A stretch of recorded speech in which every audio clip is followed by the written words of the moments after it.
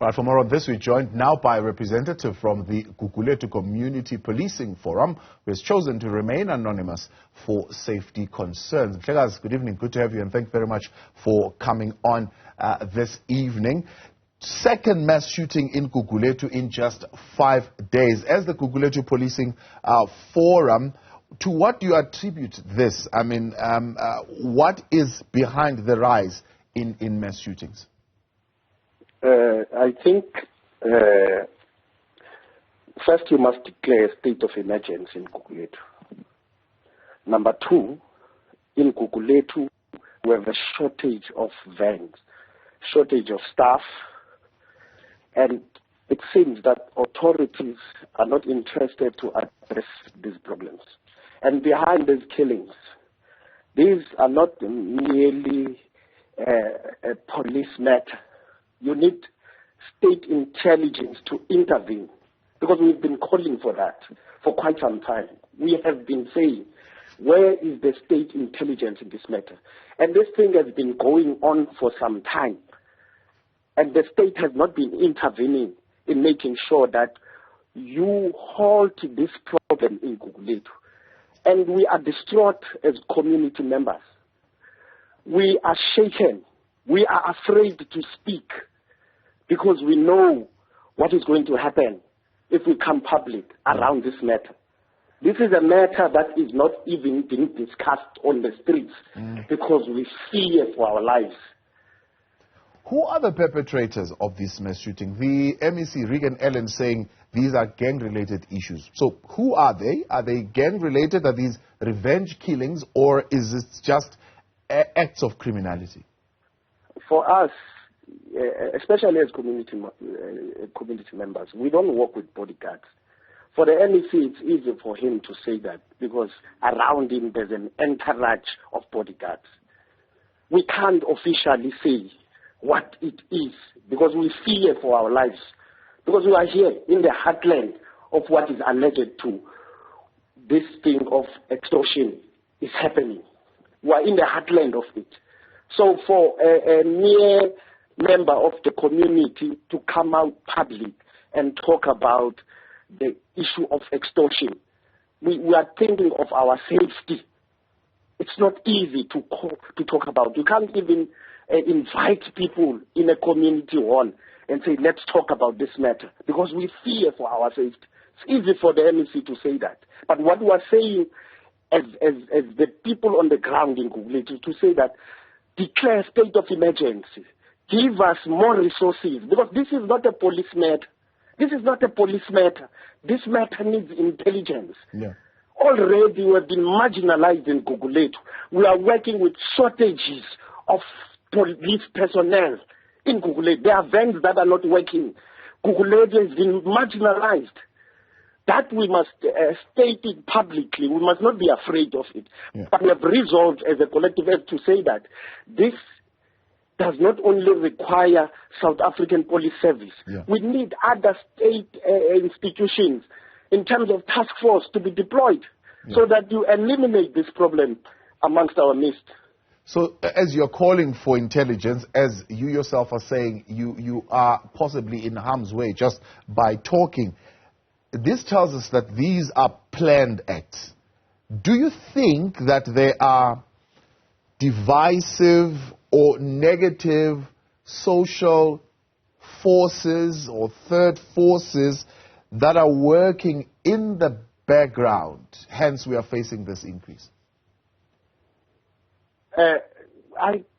It's very difficult for us to speak publicly about this matter, because once we have collectively agreed that this is a very sensitive matter to discuss it in public.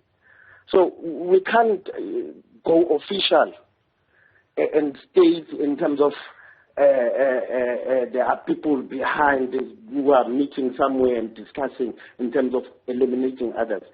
For us, it's a sensitive matter. And for us, we are saying deploy, if it has to, deploy soldiers. The state security agencies must be on the ground in terms of making sure that those people that are involved are arrested.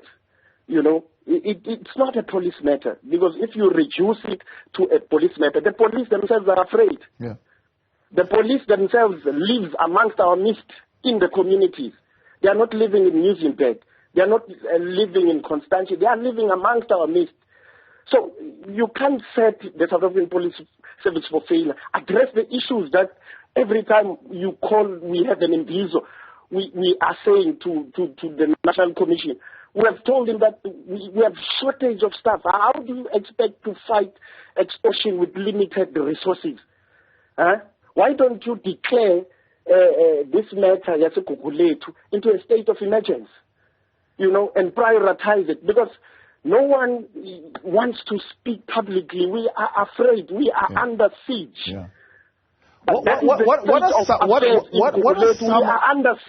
are some of the misconceptions about the mass shootings that maybe the general public does not understand? For example, the SAP has just sent us a statement. They have confirmed that an off-duty police officer was among those who were killed in the shooting that took place. So there was a police officer, whether he was a bystander, he happens to have been a victim himself, or was he actively maybe operating and trying to get information, intelligence around these operations? It's assumptions for now. You need a professional investigation to be able to tell us that. For now, we are assuming, but it does not take away what we are calling for when we are saying that we need the intelligence to intervene. Yeah. So, I mean, if you're saying it's not a policing matter, for example, the Western Cape continues to call, and this is another opportunity where they do that, for the devolution of the policing function to province. Should we still devolve the policing function? You think it will help? I am not sure. But what we are sure of is that we can't reduce this matter into only South African Police Service. There must be other agencies that intervene in order to make sure that we address this pandemic in our community. So your solutions at this particular point, from local leaders, from elected officials, what do they need to consider in order to stop this and to prevent these mass shootings?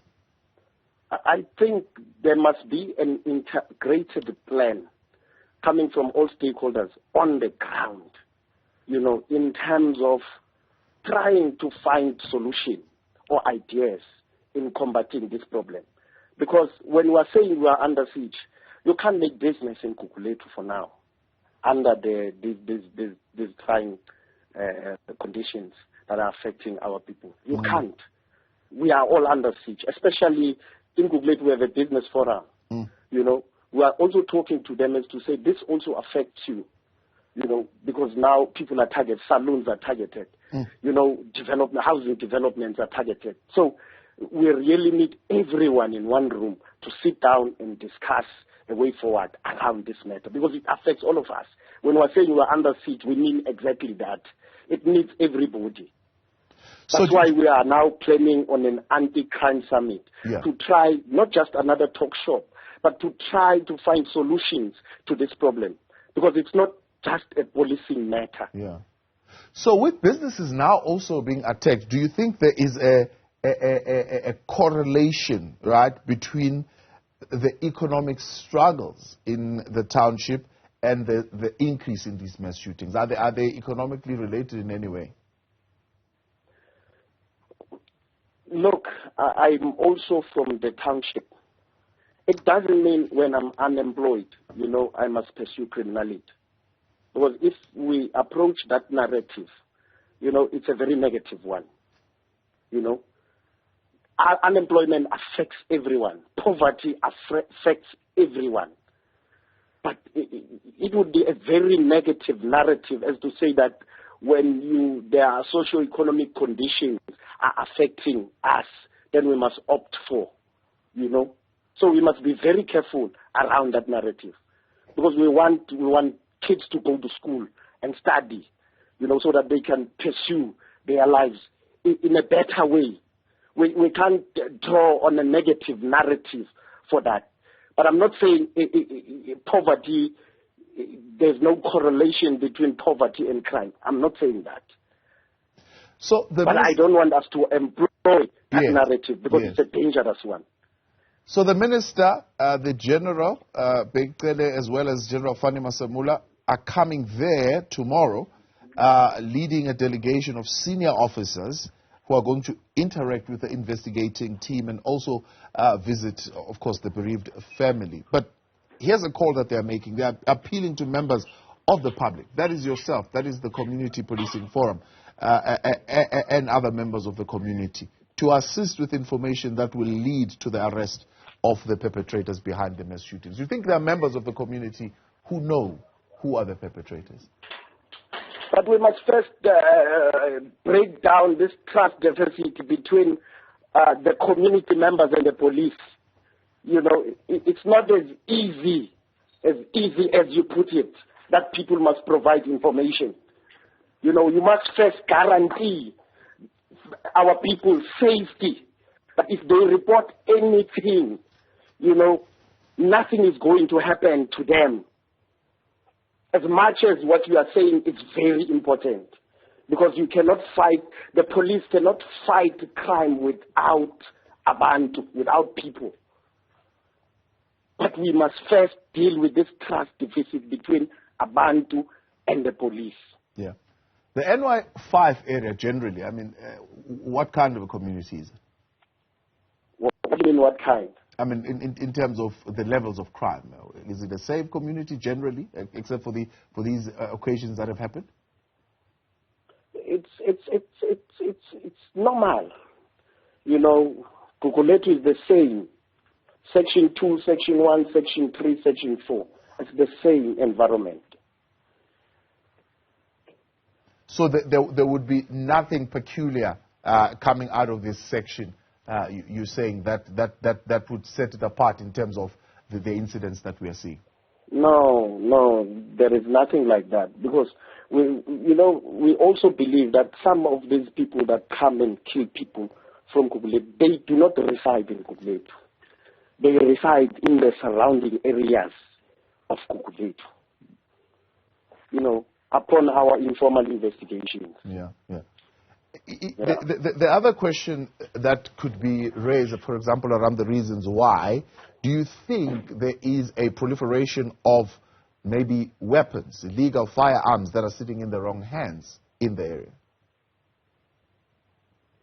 Yeah. Are you there? Yes. Okay. I think the police have a duty to investigate who supplied.